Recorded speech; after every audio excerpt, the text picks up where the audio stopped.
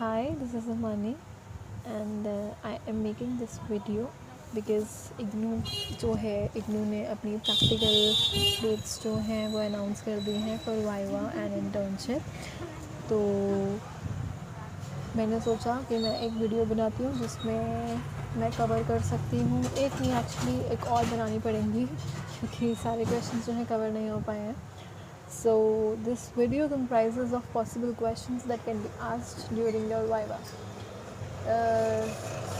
कोशिश की है मैंने कि थियोरी पार्ट और वो सब जो है सब इंक्लूड कर पाऊँ आपके लिए और बहुत इजी तरीके से समझा पाऊँ। तो स्टार्ट करते हैं। पहला क्वेश्चन जो पूछ सकते हैं आपके सुपरवाइज़र या जो भी हैं वाइवा वाले को, ये हो सकता है कि आपने एक रिसर्च की या आप एक रिसर्च जब प्रिपेयर करते हो तो क्या स्टेप्स आप फॉलो करते हो, what is the scientific method to perform a research और to create a project report. So उसका है सबसे पहले फॉर्मिंग अ क्वेश्चन। ऑब्वियसली जब आप कोई रिसर्च फॉर्म करो तो आपके माइंड में एक क्वेश्चन होना चाहिए। क्वेश्चन ही नहीं है किसी चीज़ को लेकर, आप तो रिसर्च कैसे परफॉर्म कर सकते हो। So number one is forming a question. Second is performing background research. Once you are done with the question formation, आप उसकी background research करते हो। इसका मतलब है कि आप possible studies check करते हो कि उस पर लास्ट में क्या स्टडीज़ की गई हैं, अभी तक किस किस ने क्या क्या स्टडी की गई हैं या रिलेटेड क्या क्या स्टडीज़ हुई हैं उसमें अभी तक। उसके बाद आता है हाइपोथेसिस बनाना कि आप क्या क्या एक पॉसिबल स्टेटमेंट रखना चाहते हैं अपनी रिसर्च में चेक करने के लिए कि मेरी रिसर्च में ये हो सकता है, ऐसा हो सकता है या नहीं हो सकता है, रिलेशनशिप किसी चीज़ में हो सकती है। हाइपोथेसिस ये सब बहुत बेसिक है, आप लोगों को ऑलरेडी पता होगा। So number one was forming a question, number two is performing background research, number three is creating hypothesis, number four is designing an experiment, number five is collection of data, number six is analyzing the result, and seven is drawing conclusion, eighth is communicating the result. Communicating the result का मतलब ये है कि आपने एक research की तो आप अपनी रिसर्च से क्या क्या पॉसिबल सजेशंस या जो आपकी प्रॉब्लम्स आए या वो रिसर्च कहाँ कहाँ यूज़ की जा सकती है, आप उसका एक आप वो बताते हो लास्ट में। कम्युनिकेटिंग द रिज़ल्ट में ये सबसे लास्ट में लिखते हैं। और डिज़ाइनिंग एन एक्सपेरिमेंट ये आपका हो गया। क्रिएटिंग हाइपोथेसिस के बाद डिज़ाइनिंग एन एक्सपेरिमेंट के भाई अब कुछ भी टेस्ट करना है आपने सोचा तो उसका कुछ क्वेश्चनर तो आपको डिज़ाइन करना पड़ेगा। तो उस सोर्स को ढूंढना कि वो वेदर आपको खुद बनाना पड़ेगा क्वेश्चनर या टूल डेटा कलेक्शन के लिए, या वो ऑलरेडी अवेलेबल है मार्केट में। उसके बाद क्रूशियल स्टेप होता है डेटा कलेक्शन का। Then is analysing the result. Obviously data collection कर लिया तो उनके रिज़ल्ट्स को निकालना। फिर है जब आपके पास रिज़ल्ट आ गए तो आप कंक्लूजन तो आपको निकालने ही पड़ेंगे। तो दीज वर द स्टेप्स। ये मैं फिर से रिपीट कर देती हूँ। What is the scientific method to be followed during a research?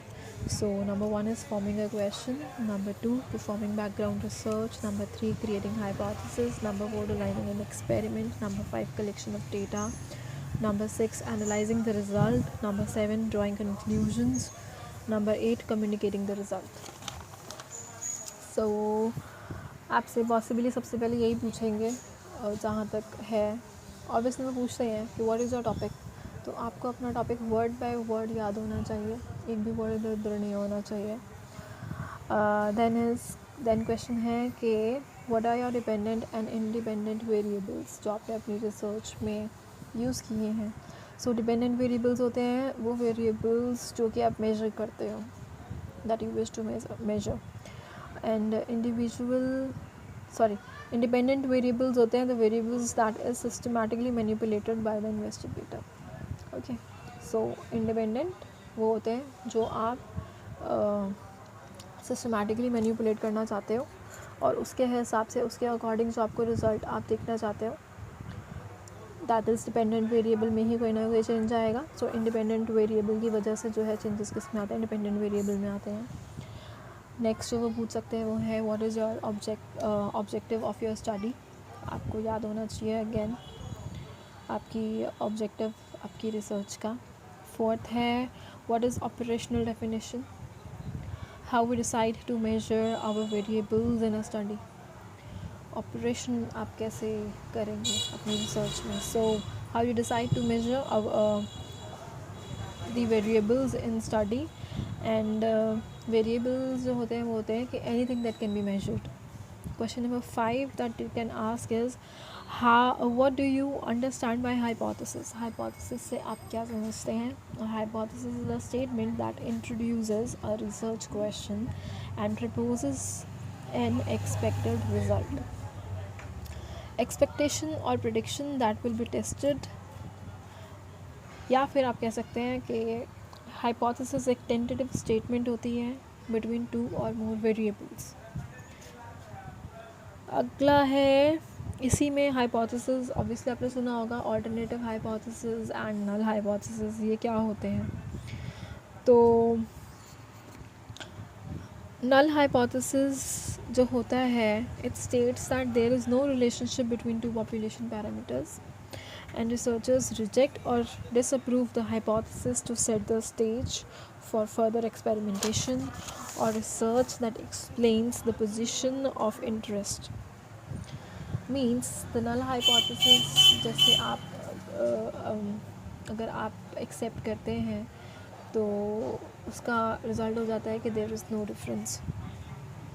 alternate hypothesis it contradicts the null hypothesis. इसका वो होता है इसको कॉन्ट्रडिक्ट करता है. It is a statement that the researcher wishes to prove is true. A statement that suggest और advises a potential result. And it also means that there is a difference. Null hypothesis में था कि that there is no difference. Alternative hypothesis में कहते थे there is a difference. What is serendipity in research? So term serendipity is used in case study methodology to describe chance observations by astute observers that lead to new knowledge. Means आप accidentally कुछ ऐसा result ले आए that that is something good for you, लेकिन वो accidentally होता है. Significance level क्या होता है. अल्फ़ा से हम डिनोट करते हैं सिग्निफिकेंस लेवल को. It is a measure of the strength of the evidence that must be present in sample before you will reject. So significance level alpha के साथ साथ एक और चीज़ चलती है जो कि होती है P value. P value basically होती है पियर्सन वैल्यू और इसको हम अलग अलग लेवल्स पे चेक करते हैं. सिग्निफिकेंस लेवल पे अल्फ़ा की वैल्यू हम लोग 0.01, 0.05, 0.001 पे चेक करते हैं. और पी की वैल्यू जो है वो कैलकुलेटेड प्रोबेबिलिटी होती है और जो अल्फ़ा होता है that is pre chosen probability. So अगर आप अपने रिसर्च में या फिर अपनी रिज़ल्ट्स में देखेंगे लास्ट में तो आप देखेंगे कि कुछ पी वैल्यू दी हुई है, कुछ अल्फ़ा की वैल्यू दी हुई है और लास्ट में फिर रिज़ल्ट लिखा होता है दैट दिस इज़ सिग्निफिकेंट और दिस इज़ नॉट सिग्निफिकेंट. वो कैसे हम डिसाइड करते हैं. हम पी वैल्यू जो हमारी कैलकुलेट करके आती है पियर्सन कोरिलेशन की मैं बताऊंगी अभी आगे कि वो कैसे कैलकुलेट करते हैं. जो भी आपकी कैलकुलेटेड वैल्यू आई, सपोज़ आपकी कैलकुलेटेड वैल्यू आई 0.235, तो 0.235 आपको ये पता होना चाहिए कि कोरिलेशन की वैल्यू जो है वो हमेशा 0 से 1 तक लाई करती है, जिसमें 0 जो होता है दैट स्टेट्स नो रिलेशन और 1 जो होता है दैट स्टेट्स के इट्स लाइक हाईली कोरिलेशन. तो अगर सपोज़ आपका कैलकुलेटेड पियर्सन वैल्यू आई 0.235 और आपका लेवल ऑफ सिग्निफिकेंस यहाँ पर है अल्फ़ा 0.05, तो अगर आप इन दोनों की वैल्यूज़ को जब कंपेयर करेंगे तो आप देखेंगे कि पी की वैल्यू जो है वो काफ़ी बड़ी है अल्फ़ा की वैल्यू से. तो जब p की वैल्यू अल्फ़ा की वैल्यू से काफ़ी ज़्यादा बड़ी है तो वी स्टेट के ये जो है results they are not significant. और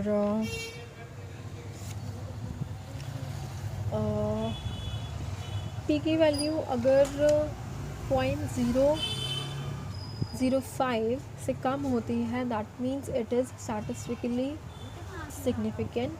और जब p की वैल्यू 0.01 लेवल पर हम चेक कर रहे हैं और 0.01 पर कम आ रही है 0.01 से, then we state that it is statistically highly significant. Next है one sided p value and two sided p value. A large change in an unexpected direction would have no relevance to your study and it's very unusual. बहुत कम ऐसा होता है कि आपकी population जो है एक सिंगल डायरेक्शन में ज़्यादा है, जिसको हम स्क्यूनेस बोलते हैं। तो उसमें जो है हम वन साइडेड p वैल्यू जो है यूज़ करते हैं। तो the statement is a large change in an unexpected direction would have no relevance to your study. ऐसा कुछ है क्योंकि हम लोग एज्यूम करते हैं कि हमारी डिस्ट्रीब्यूशन जो है वो नॉर्मल डिस्ट्रीब्यूशन होनी चाहिए। So this is very unusual. Next is to sided p value if any.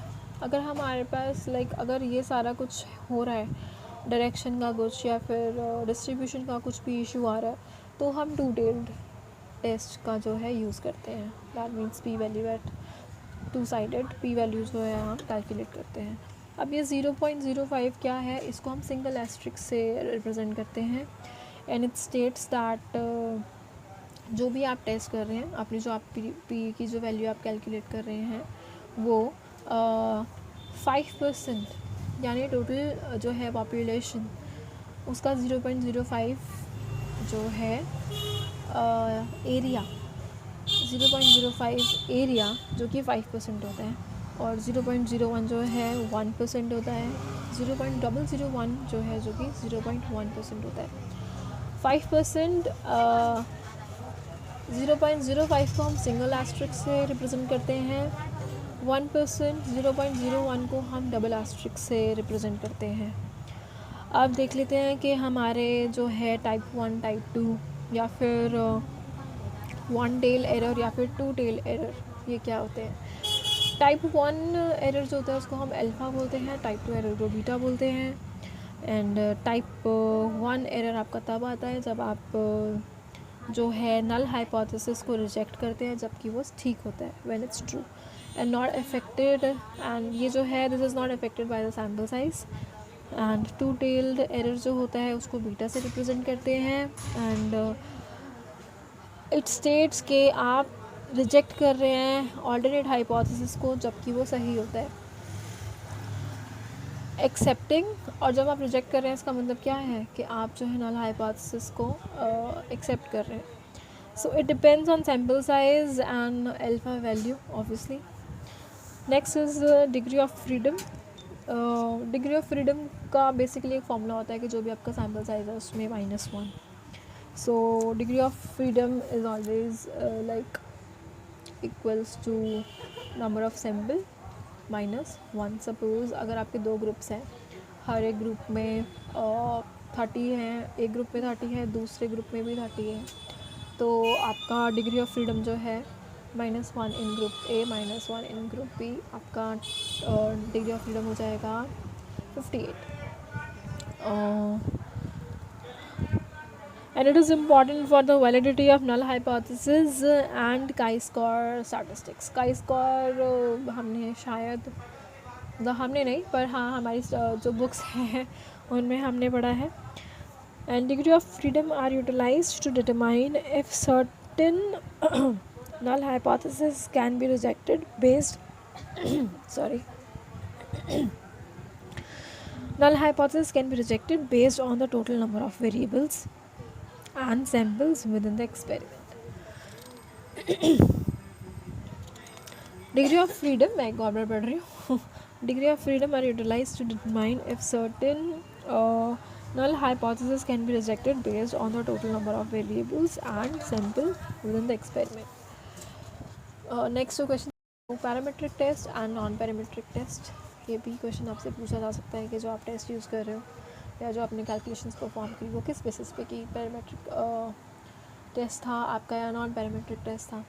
So parametric test में स्टैटिस्टिकल डिस्ट्रीब्यूशन मैटर्स, बल्कि नॉन पैरामीट्रिक टेस्ट में statistical distribution do not matters. So it is also called distribution free test. Now, as the term says, parametric test, the parameters are assumed and mean value is used. बल्कि वहाँ non parametric में क्या है कि there are no such assumptions and median value is used. Parametric tests are more commonly used क्योंकि हम कुछ certain parameters follow करते हुए चलते हैं, जबकि नॉन पैरामीट्रिक में ऐसा कुछ है नहीं, assumptions भी नहीं है, कुछ भी नहीं है. और पैरामीट्रिक का रिसर्च प्रोसेस जो है it's quite simple. Some example of parametric test are t test. और टी टेस्ट में वी ऑल नो कि डिस्ट्रीब्यूशन जो है it's normal, students t test बोलते हैं इसलिए इसको. वहीं अगर नॉन पैरामीट्रिक टेस्ट का एग्जांपल दिया जाए तो इट्स व्हाइटनी एंड क्रूकल वॉलिस, ये दोनों एग्जांपल हैं. पैरामीट्रिक में mean value is use and non parametric में median value is use. Whereas variance is calculated on parametric test. Variance का नॉन पैरामीट्रिक में कोई यूज़ नहीं होता. नॉन पैरामीट्रिक में we use nominal and ordinal scale, whereas parametric में we use interval scale. मतलब जैसे पॉपुलेशन अगर आप लिख रहे हो, एस्टिमेट कर रहे हो, तो it is on interval basis. But in non-parametric it is ordinal or nominal basis. And parametric में we use Pearson correlation, R और ROHO, P जो लिखते हैं वो. Whereas non-parametric में it is Spearman correlation denoted by R और उसके नीचे छोटा सा S. पैरामीट्रिक टेस्ट के एग्जांपल्स हैं Z test and T test. और नॉन पैरामीट्रिक एग्जांपल्स हैं Mann Whitney and Kruskal Wallis. और Pearson correlation R is a linear correlation between two sets of data. So linear correlations mean you all know linear means a straight line. तो इसका graph जो है वो एक straight line में बनता है. Whereas Spearman correlation में it measures the strength and direction of monotonic association between two variables. That means इसका जो ग्राफ बनता है it can be curve or it can like form anything apart from the linear correlation. So what is t-test? T-test is a parametric test, as I said, and it is used to determine if there is any significant difference between the mean of two groups which may be related in certain features. Now, purpose of t-test is it is used for hypothesis testing. और t-test की हम value जो है वो calculate करते हैं कैसे. हमारे सपोज दो ग्रुप हैं, तो mean of first group minus mean of second group divided by standard deviation divided by root of sample size. या फिर इसका दूसरा तरीका भी है टी को कैलकुलेट करने का. That score is mean of sample 1 minus mean of sample 2 divided by variance of group 1 divided by group 1 sample size plus variance of group 2 divided by sample size of group 2. Variance is sum of squares divided by sample size. Test के uses कहाँ कहाँ किए जाते हैं, ANOVA के uses कहाँ किए जाते हैं. तो t test is use to compare the means between two groups, whereas ANOVA जो है वो वन वे भी होता है और टू वे भी होता है. वन वे अनोवा में एक वेरिएबल होता है, whereas two way ANOVA में जो है दो वेरिएबल्स होते हैं. ANOVA is use to compare the means among 3 और more groups simultaneously comparing means of 2 और मोर पॉपुलेशन. मतलब इसमें आप एक से ज़्यादा या दो से ज़्यादा 3 या 3 से ज़्यादा 4 जो है ग्रुप्स की मीन को कंपेयर कर सकते हैं इजीली. कोरिलेशन जो है नेगेटिव भी आ सकता है, क्योंकि सपोज़ आपका जो है पियर्सन कोरिलेशन सपोज़ आपकी नेगेटिव वैल्यू आती है, so we say that it is negatively correlated. Positive भी आती है वैल्यूज़ कैलकुलेट करने के बाद, तो in those cases we say that it is a positive correlation. Thank you.